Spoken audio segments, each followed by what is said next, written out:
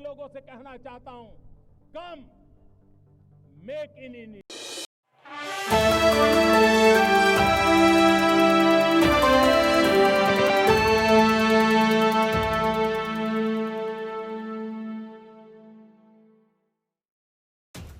लोकसभा चुनाव 2024 के पहले चरण के तहत आज वोटिंग हुई। आम चुनाव की तारीखों के ऐलान के बाद से ही भारतीय जनता पार्टी इस बार 400 के पार का नारा दे रही है। पार्टी का लक्ष्य है कि वह इस बार के चुनाव में अपने बल पर 370 सीटों से ज्यादा जीतेगी।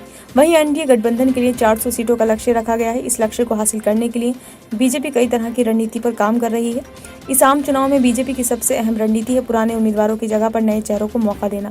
यही वजह है कि पहले चरण के 102 सीटों में से 2019 में जिन 40 सीटों पर पार्टी को जीत हासिल हुई थी, बीजेपी ने इस बार सभी 40 सीटें जीते सांसदों में से कुल 50% सांसदों का टिकट काट दिया है। यानी बीजेपी ने इस बार 20 सीटों पर नए चेहरों को मौका दिया।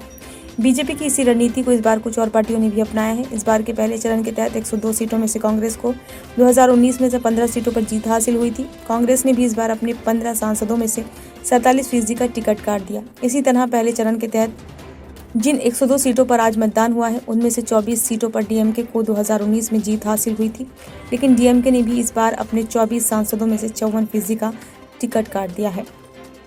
माना जा रहा है कि इन पार्टियों ने अपने मौजूदा सांसदों के टिकट को बीजेपी की रणनीति के तहत काटा है, जिसके तहत वे जनता के मूड को पहले भांपती है और उसके बाद नए उम्मीदवारों को उतारती है, ताकि जनता नए चेहरों पर भरोसा जता सके। आपको बता दें कि ऐसा नहीं है कि बीजेपी ने मौजूदा सांसदों के टिकट काटने का फैसला पहली बार किया हो।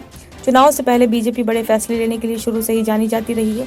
पार्टी जनता का मूड समझने के लिए समय समय पर आंतरिक सर्वे करवाती रहती है और इसी सर्वे के मुताबिक वे ये तय करती है कि वो आगामी चुनाव में किस रणनीति के साथ उतरेगी। और खास बात यह है कि बीजेपी को अपनी इस रणनीति में बीते कई चुनाव में सफलता हाथ लगी है।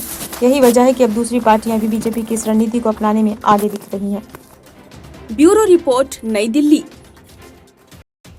अरुणाचल प्रदेश के मुख्यमंत्री पेमा खांडू और केंद्रीय मंत्री किरेन रिजिजू ने शुक्रवार को अपने अपने पैतृक गांवों में बोला राज्यसभा सीटों के लिए मतदान हो रहा है।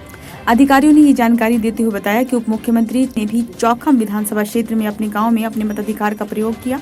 लोकसभा चुनाव के पहले चरण के तहत देश के 21 राज्यों और केंद्र शासित प्रदेश में मतदान जारी है।